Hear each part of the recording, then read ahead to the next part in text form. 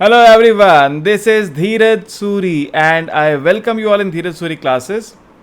So now today in this class I'm going to start the discussion of the question paper of Introductory Statistics for Economics for BA Economics Honors Semester 1. ये typing mistake है यहाँ पे, semester 1 का paper था, 3 छप के आ गया था. बच्चे बाहर आके मुझे बोले सर हम 3 का पेपर देख कर आए, पता आपको 1 में हम 3 का पेपर दे आए. बहुत अच्छा किया. मैंने कहा तो पेपर करना स्टार्ट करेंगे. 90 मार्क्स का पेपर है, 10 क्वेश्चन है, नो करने हैं. लेकिन अब यहाँ पे क्या है कि सिर्फ सेक्शन ए जो है, फर्स्ट सेक्शन जो है, सेक्शन 1, उसी में चॉइस है. बाकी सेक्शंस में चॉइस नहीं है. सिर्फ सेक्शन 1 में 3 में से कोई 2 क्वेश्चन करने हैं. बाकी आगे के सब सेक्शन में कंपलसरी क्वेश्चन है. ठीक है, तो आगे कोई चॉइस नहीं दी एग्ज़ाम में. तो हम 1 बाय 1 हम तो सभी 10 के 10 क्वेश्चन सॉल्व करेंगे. पहले क्वेश्चन 1 करेंगे आज की क्लास में सॉल्व. देखिए क्वेश्चन 1 क्या कह रहा है. 1 में 2 पार्ट्स हैं, ए और बी. ए में कह रहा है calculate 18% trimmed mean for the following data. Data दे के compared with sample mean and median. देखिए ट्रिम्ड मीन क्या होता है. बेसिकली ट्रिम्ड मीन में हम दोनों साइड से कुछ वैल्यूज़ को एलिमिनेट कर देते हैं. लोअर साइड से और हायर साइड से वैल्यूज़ एलिमिनेट करते हैं. बाकी जो बचता है डेटा उसका मीन निकालते हैं. लोअर साइड से कुछ ट्रिम किया, हायर साइड से कुछ ट्रिम किया, जो बच गया उसका मीन निकाला, वो ट्रिम्ड मीन है. ये बेसिकली कॉम्प्रोमाइज़ होता है मीडियन और मीन के बीच में. एक्चुअली जो अर्थमेटिक मीन होता है वो अफेक्टेड होता है बहुत ज़्यादा किससे, आउटलायर से. तो हम उसको बचाना चाहते हैं कि हम ये चाहते हैं मीन तो निकालें लेकिन आउटलायर्स का फ़र्क ना पड़े. तो हम जो आउटलायर वैल्यूज़ हैं, एक्सट्रीम हाई और एक्सट्रीम लो वैल्यूज़, उनको हटा देते हैं, बाकी का मीन निकाल लेते हैं. ये एग्जैक्टली मीडियन के बराबर तो नहीं आता, आ भी सकता है, मैं मना नहीं कर रहा, लेकिन जनरली मीडियन के बराबर नहीं आता. मगर ये मीन और मीडियन के बीच में कहीं पहुंच जाता है. अब अगर आउटलायर्स जितने ज़्यादा होंगे उतना ही मीडियन से दूर हो जाएगा ये. आउटलायर्स अगर 1-2 थे वो हट गए और बाकी जो बचा डेटा उसमें आउटलायर्स नहीं है तो मीडियन के बहुत नज़दीक का पहुँच जाएंगे. ठीक है, तो कंप्यूटेशन कैसे करेंगे वो देखते हैं ज़रा. मैंने क्वेश्चन यहाँ पे भी आपके लिए लगा दिया था कि बार बार पेपर में ना जाना पड़े. तो देखिए डेटा मेरे पास है 73 ATS डेटा देखे, 18% ट्रिम मीन है. तो यहाँ पे पहले डेटा को हमें ऑर्डर में अरेंज करना पड़ता है. फर्स्ट क्वेश्चन ए पार्ट,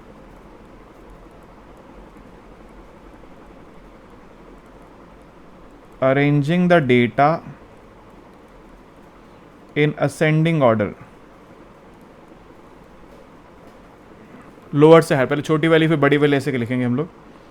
सबसे छोटी वैल्यू यहाँ पे है 36. 30 में कोई नहीं है, 36 लोएस्ट वैल्यू है. फिर 41, फिर 48, फिर 50, फिर 60, 31 मैंने 36 सॉरी मैंने सामने लिख दिया डेटा ताकि बाबा ऊपर भी जाना पड़े. 36, 41, 41 के बाद है 48. इसके बाद वैल्यू आ रही 50, फिर 60, फिर जो बच गया उनमें से 68, देन 73, देन 75, फिर 80s में पहुंच गए हम. 80 और 82 दो वैल्यूज़ हैं, 80, 82. तो ये वैल्यूज़ हैं मेरे पास. यहाँ पे काउंट कर लीजिए कितना है, 1 2 3 4 5 6 7 8 9 10. तो n इज़ 10. ठीक है, ये डॉट्स में हटाता हूँ कि बच्चा कुछ और मतलब ना समझ ले कि डॉट्स लगाने ज़रूरी हैं. तो n इज़ 10. अब क्वेश्चन कह रहा है 18% ट्रिम्ड मीन. तो हम 1.8 18% निकालेंगे 10 का. तो for 18% trimmed mean,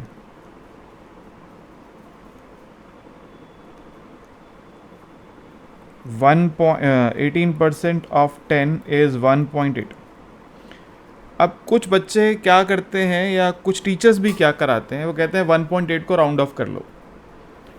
round of मतलब 1.8 के नियरेस्ट जो नेचुरल नंबर है वो लेकर आ जाओ. 2 वैल्यूज़ ऊपर से 2 वैल्यूज़ नीचे हटाओ और मीन निकाल दो. मैं इसको सपोर्ट नहीं करता. मैं इस अजम्पशन को, इस बात को सपोर्ट नहीं करता. मैं इसलिए सपोर्ट नहीं करता क्योंकि जब आप 2 वैल्यूज हटा रहे हैं, 2 10 का कितना 20%, तो आप 18% नहीं, आप 20% ट्रिम में निकाल रहे हैं वहाँ पे. तो बच्चा पूछता सर फिर हम क्या करें, 1.8 वैल्यूज़ मैं कैसे निकालूं. उसका एक रास्ता आपको बताता हूँ. देखिए 18% ट्रिम मीन जब आपसे पूछा तो उनको 18% ही निकालना चाहिए, हम 20% क्यों निकाल रहे हैं भाई? अगर ये कहा जा रहा है कि 1.8 को राउंड अप कर लो, जो भी राउंड इसका नियरेस्ट नेचुरल नंबर है वहाँ ले जाओ, उतनी वैल्यूज हटा दो, तो वो तो आपने कोई और ट्रिम मीन निकाल दिया, 18% तो नहीं निकाला। अब 18% कैसे निकालोगे? इसका सिंपल सा तरीका ये है कि देखो 1.8 से नीचे कौन नेचुरल नंबर है, 1 जो भी नंबर ये आया है, जो नंबर ये आया है 1.8 आया मेरे पास फिलहाल, तो 1.8 से छोटा एक नेचुरल नंबर, इमीडिएट छोटा 1 है, इमीडिएट बड़ा 2 है, ठीक है। तो 1 जो है वो 10 का कितने परसेंट है, 10%, और 20 जो 10 का कितने परसेंट है, सॉरी 2 10 का कितने परसेंट है, 20%। So natural numbers below and above 1.8 are 1 and 2 respectively, लिख दीजिएगा। Natural numbers below and above 1.8 are 1 and 2 respectively. 1 is 10% of 10 and 2 is 20% of 10। तो मैं 10% ट्रिम मीन निकालूंगा, मैं 20% ट्रिम मीन निकालूंगा, और उसका फिर वेटेड एवरेज निकाल के 18% ट्रिम मीन पे पहुंच जाऊंगा, ठीक है। कैसे पहुंचूंगा अभी दिखाता हूं। तो फॉर 10% ट्रिम्ड मीन लिखना पड़ेगा इस बात को। For 10% trim mean we eliminate 1 value from the lower side and 1 value from the upper side, and we are left with, क्या बच गया हमारे पास, बच गया, वो लिखना है लाइन को। For 10% trim mean we eliminate 1 value from the lower side and 1 value from the upper side, and we are left with 41, 48, 50, 60, 68, 73, 75, 80, ठीक है जी। तो 10% ट्रिम, अब हमने क्या किया, एक लोअर वैल्यू और एक हायर वैल्यू को एलिमिनेट कर दिया। तो 10% ट्रिम मीन क्या होगा, ट्रिम मीन 10% ये होगा 41 plus 48 plus 50 plus 60 plus 68 plus 73 plus 75 plus 80 divide by 8, क्योंकि 2 वैल्यू हटाएंगे तो डिवाइड बाय 8 कितना आ रहा है, 9 and 8 17 20 25 6 10 15 21 27 34 34 41 49 495 divide by 8, 8 6 are 48, 115, 8 1 are 8 7 70, 8 8 are 64, 60, 8 7 are 85, 61.875 is 10% trim mean. अभी हमने 18% निकालना है, तो पहले 10% निकालिए, क्योंकि 1.8 से लोअर नेचुरल नंबर 1 था, अपर 2 है, तो 10% निकाला। अब 20% ट्रिम मीन निकालेंगे। फॉर 20% ट्रिम्ड मीन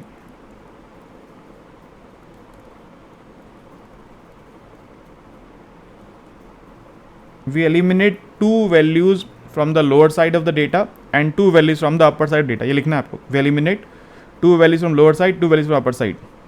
तो मतलब मैं यहाँ से ये 2 वैल्यूज और ये 2 वैल्यूज हटाऊंगा तो बचेगा 48 से 75 तक, 48 75। तो वी आर लेफ्ट विद 48 50 60 68 73 75। तो 20% ट्रिम मीन क्या होगा, 48 plus 50 plus 60 plus 68 plus 73 plus 75 divide by 6। तो ये होगा 8 और 8 16 19 24 6 11 17 23 30 37 374 डिवाइड बाय 6 कितना आएगा ये, 6 6 are 36 114 6 2 are 12 26 3 are 62.333333। तो 62.33 पे रुक जाता हूँ। अब देखो हम मानते हैं अब 18 जो है 10 और 20 के बीच में, तो वेट्स निकालने हैं। Let W1 and W2 are weights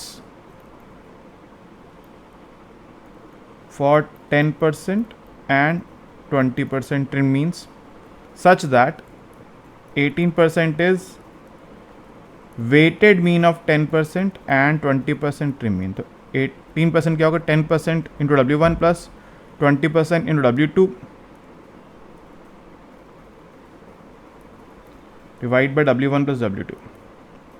यहाँ से आपका W1 प्लस W2 की वैल्यू आ जाएगी, तो 18W1 plus 18W2 is 10W1 plus 20W2, यानी 8W1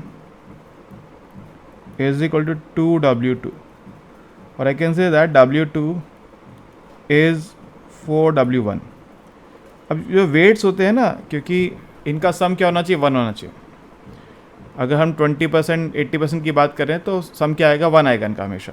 W1 plus W2 is 1, यानी 5, W1 इज़ 1, सो W1 आएगा कितना, 1/5।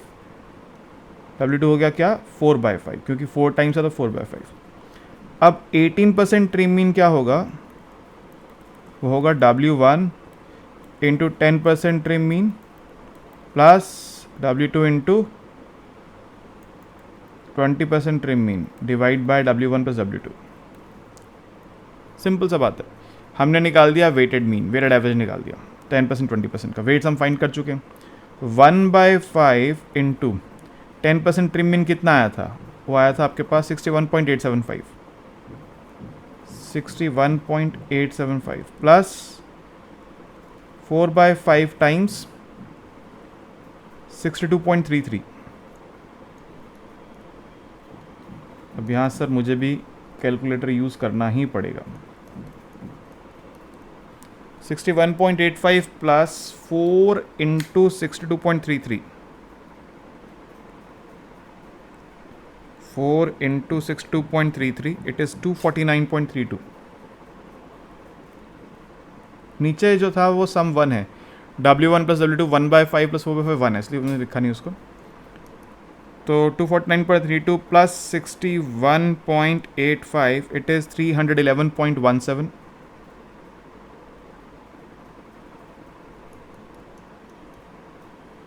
Divide by 5,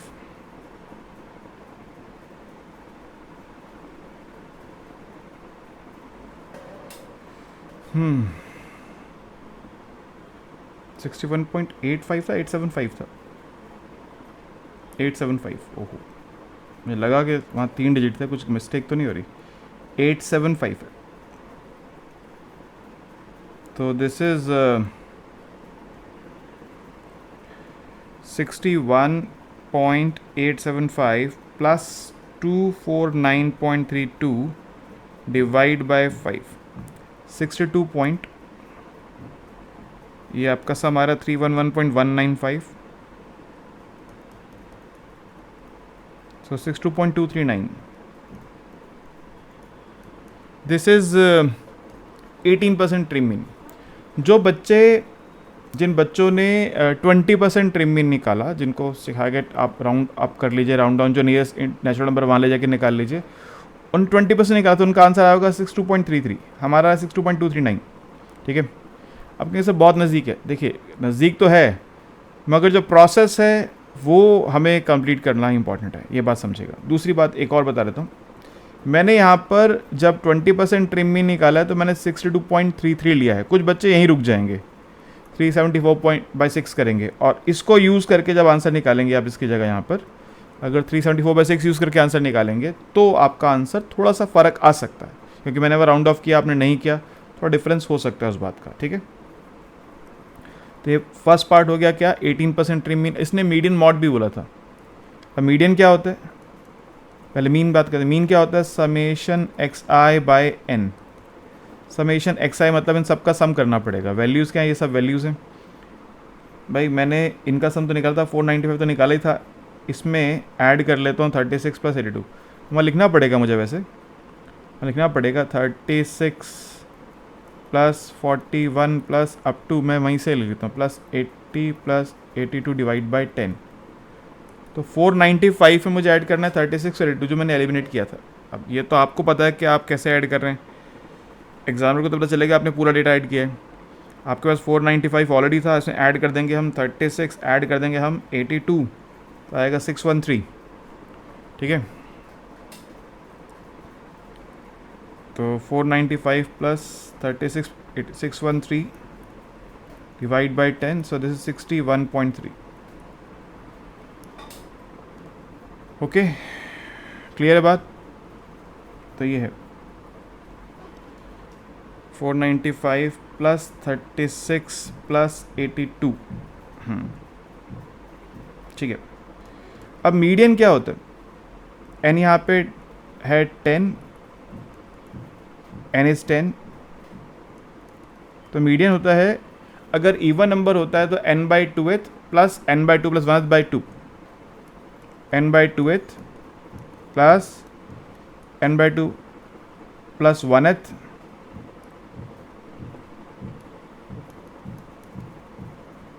divide by 2. मतलब जो मिडिल दो वैल्यूज़ हैं उनका हम एवरेज निकालते हैं अगर n इवन है तो. यानी अगर n इवन है हमारे पास, जैसे n इवन है यहाँ पे, मिडिल वैल्यूज़ कौन सी हैं?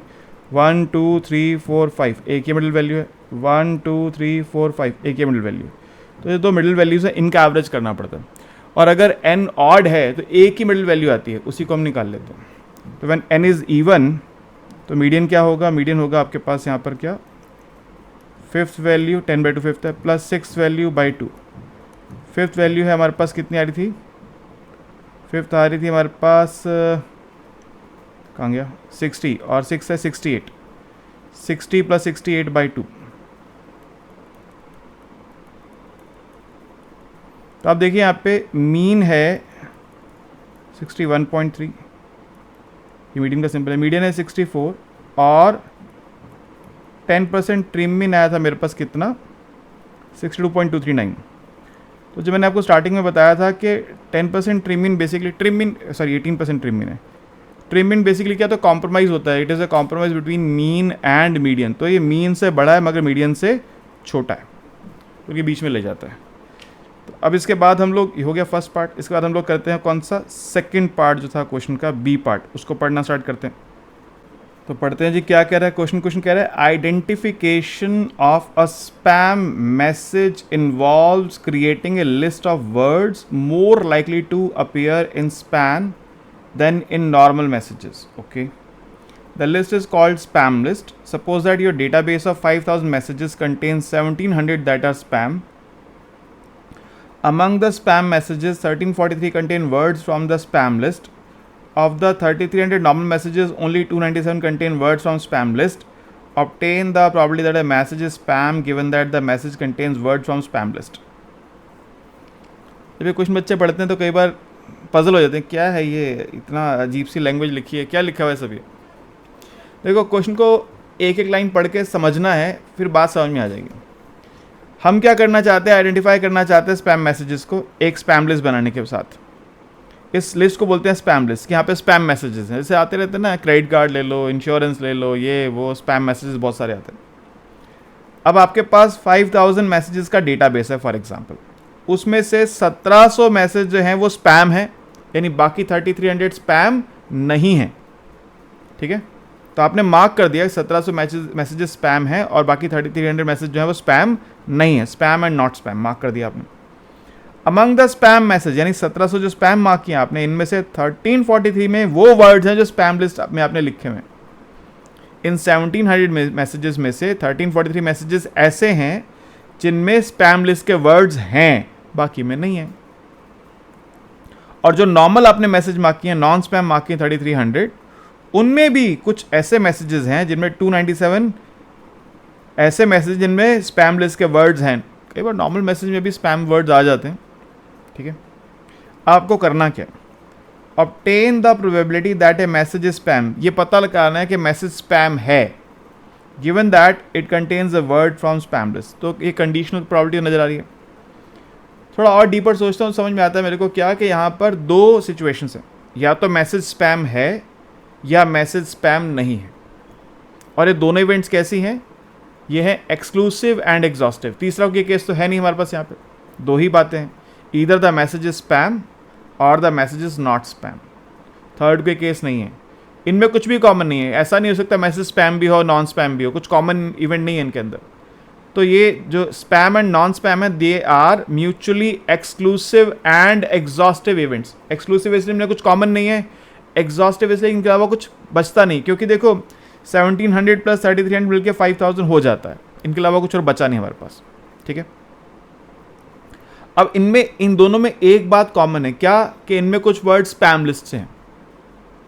तो ये इंफॉर्मेशन जो है ये बताती है कि अगर हमारे पास ऐसी इवेंट्स हों जो एक्सक्लूसिव एग्जॉस्टिव हैं और उन दोनों में एक कॉमन इवेंट है, जिसमें यहाँ पे कॉमन क्या है, स्पैम लिस्ट के वर्ड्स होना, ऐसी सिचुएशन में हम चेक करते हैं क्या यहाँ पे बेस थ्योरम लग सकती है। बेस तब लगती है जब कॉमन इवेंट गिवन हो, कंडीशनल प्रॉपर्टी निकालनी है, जब कॉमन इवेंट गिवन है और एक्सक्लूसिव एग्जॉस्टिव में से किसी एक की प्रॉपर्टी निकालनी है। तो यहाँ पे गिवन क्या है, स्पैम लिस्ट, यानी कॉमन इवेंट गिवन है। प्रोबेबिलिटी किसकी निकालनी है, मैसेज स्पैम, यानी एक्सक्लूसिव एग्जॉस्टिव में से किसी एक की निकालनी है। तो यहाँ लगेगा क्या, Bayes theorem, as simple as that. ठीक है सर, मैं यहाँ ही ले चलता हूँ आपको ताकि मुझे बार बार नीचे ना आना पड़े, यहीं कर लेते हैं। तो हम यहाँ इवेंट्स डिफाइन करते हैं। Let H1 is a event that message is from spam, message is spam, message is spam. H2 message is normal. और एक कॉमन, ये तो दो ऐसी इवेंट्स हैं एक्सक्लूसिव एग्जॉस्टिव, तो लिखेंगे the mutually exclusive and exhaustive events are H1 message is spam, H2 message is normal. और इवेंट E क्या है, इवेंट E इन दोनों में कॉमन इवेंट है। क्या है common, that messages contain words from spam list, message contain words from spam list, message में spam list के वर्ड्स हैं, ठीक है। तो अब यहाँ पे प्रोबेबिलिटी ऑफ H1 क्या है, स्पैम मैसेज कितने हैं, 1700 मैसेज हैं, कितने में से, 5000 में से, 17/50। नॉर्मल कितना है, नॉर्मल की probability 3300 out of 5000। Now what is PE/H1, E/H1 मतलब a spam message contains words from spam list। कितने हैं जी, 1700 स्पैम मैसेज में से 1343 ऐसे इनमें स्पैम लिस्ट के वर्ड्स हैं, तो 1343 अपॉन 1700। आप इसको अदरवाइज भी कर सकते हैं, जो आपने फॉर्मूला पढ़ा हुआ है ना कंडीशनल का, PE and H1 upon PH1 से भी कर सकते हैं। PE एंड H1 क्या है, 1343 अपॉन 5000, PH1 क्या है 1700/5000, तो 5000 कैंसिल, 1343, यानी मैं दिखाता हूँ, देखो ये 1343 अपॉन 5000 अपॉन 1700/5000, तो अल्टीमेटली बचेगा ये 1343 अपॉन 1700, बचना यही है, ठीक है।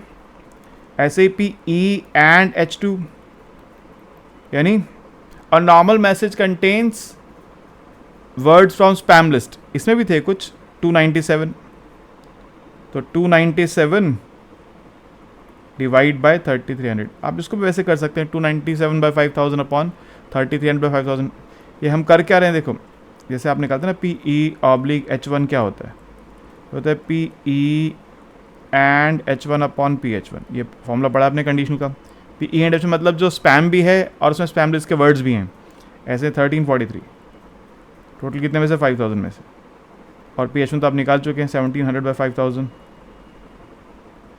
तो ऐसे इसको भी किया जा सकता है, ठीक है। अब क्वेश्चन पूछ क्या रहा है आपसे, इससे पहले एक हम निकालते हैं कि मैसेज में स्पैम लिस्ट के वर्ड्स हैं। Probability that message has words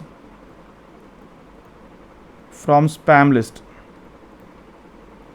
यानी PE, क्योंकि जब आपसे जानना चाहता है, रिक्वायर्ड प्रोबेबिलिटी आपकी है PH1/E है, तो आपको PE तो चाहिए होगा ना नीचे, ठीक है। तो PE क्या होगा, लॉ ऑफ टोटल प्रोबेबिलिटी, यानी message has words from spam list. इसका मतलब क्या है, स्पैम मैसेज में स्पैम वर्ड्स हैं या नॉर्मल मैसेज में स्पैम वर्ड्स हैं। स्पैम मैसेज है H1 एंड मतलब मल्टीप्लाई, उसमें स्पैम वर्ड्स हैं, और मतलब प्लस नॉर्मल मैसेज है एंड मतलब मल्टीप्लाई, उसमें स्पैम वर्ड्स हैं। तो what is PH1? Message is spam and spam message है स्पैम वर्ड्स, और मतलब plus message is normal and normal message है स्पैम वर्ड्स। इन सब का सम क्या है? Message has words from spam list. तो उसकी प्रॉबिलिटी अब निकाल लेते हैं। PH1 कितना आ रहा है सर? PH1 है 1700 बाई 5000। EH1 निकाला आपने 1343 बाय 1700 प्लस PH2 क्या है आपके पास? PH2 है 3300 बाय 5000 और ये है 297 बाय 3300। ठीक है, तो इससे ये कैंसिल, इससे ये कैंसिल, बच गया क्या मेरे पास? 1343 प्लस 297 बाई 5000। So 1640 by 5000। अभी 5000 में कैंसिल नहीं करता क्योंकि आगे भी 5000 आएगा, इसलिए मैं अभी कैंसिल नहीं कर रहा। What is required probability? क्या चाहिए मेरे को? चाहिए probability that message is spam given that it contains word from spam list। PH1 ऑब्लिग ई चाहिए। तो PH1 ऑब्लिग ई क्या होगा? PH1 ऑब्लिग ई होगा PH1 into PE oblique H1 upon PE। आपने पढ़ा है बेस थ्योरम हमारे साथ, बेस रूल पढ़ा है आपने, ठीक है। तो PH1 कितना है sir? 1700 upon 5000 into PE oblique H1 कितना है? E ऑब्लिग H1 था 1343 अपॉन 5000, 1343 अपॉन 1700 अपॉन PE निकाला आपने 1640 अपॉन 5000। तो ये कैंसिल, बच गया 1343 upon 1343 upon 1640। This is the answer. अब पॉइंट्स में निकालें ना निकालें, क्योंकि ये बहुत टिपिकल सा आंसर है, इसलिए मैं कहूँगा इसको फ्रैक्शन में छोड़ दीजिए। 1343 अपॉन 1640। कुछ और तो क्वेश्चन ने पूछा नहीं हमसे ना, यहाँ पे कुछ और तो पूछा नहीं क्वेश्चन, इतना ही पूछा था।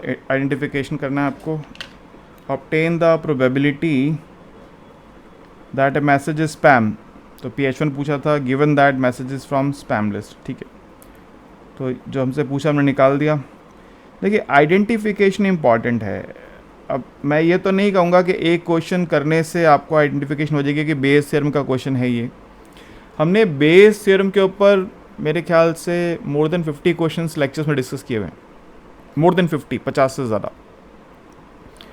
तो जब आप वो लेक्चर्स कर लेते हैं, जब आप समझ लेते हैं कैसे, तब आपको क्लिक करता है। मतलब क्वेश्चंस प्रैक्टिस करते हैं खुद से, पहले लेक्चर्स देखते हैं फिर खुद से प्रैक्टिस करते हैं, तब क्लिक करता है क्वेश्चन बेस थ्योरम का है या नहीं है।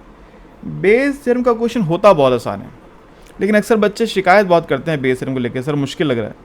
उसकी एक ही वजह है और वो है लैक ऑफ प्रैक्टिस। देखो हमारा स्टडी मटेरियल जो है उसमें हमने मतलब इतने सारे क्वेश्चन वहाँ पे ऐड करे हैं बेस थ्योरम के, उन सबको लेक्चर्स में सॉल्व किया है।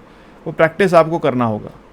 देखो प्रैक्टिस के बिना नहीं हो पाएगा, प्रैक्टिस करना इंपॉर्टेंट है। क्वेश्चन आसान है, क्वेश्चन में मुश्किल कुछ नहीं है, क्वेश्चन आसान है, प्रैक्टिस करना इंपॉर्टेंट है, ठीक है। जो बिना बेस थ्योरम पढ़े क्वेश्चन अभी समझ रहा होगा उसको कुछ समझ नहीं आया होगा, क्योंकि देखो बेस थ्योरम कंसेप्ट है, कंसेप्ट आना चाहिए पहले। ऑब्वियसली मैं PYQ क्लास में कंसेप्ट डिस्कस नहीं कर सकता, उसकी लिमिटेशन है, हर क्लास की अपनी लिमिटेशन होती है। तो अगर आपको बेस थ्योरम का कंसेप्ट नहीं आता है तो पहले आपको बेस थ्योरम का कंसेप्ट सीखना पड़ेगा, ठीक है। तो आप लेक्चर में जाइए, वीडियो लेक्चर्स में जाइए, वहाँ बेस थ्योरम कंसेप्ट सीखिए। हमने डिटेल में आपको पढ़ाया है बेस थ्योरम, पहले कंसेप्ट पढ़ाए हैं, फिर उसके बाद क्वेश्चंस कराए हैं। वो करने के बाद फिर आप ये क्वेश्चन देखेंगे तो आपको केक वॉक की तरह नजर आएगा, राइट। तो अभी के लिए इतना ही, होपफुली बात आप लोग समझ गए। कोई क्वेरी है, कोई बात आपको समझ नहीं आई है तो डाउट क्लास में मेरे साथ डिस्कस कीजिएगा, राइट। Okay, thank you.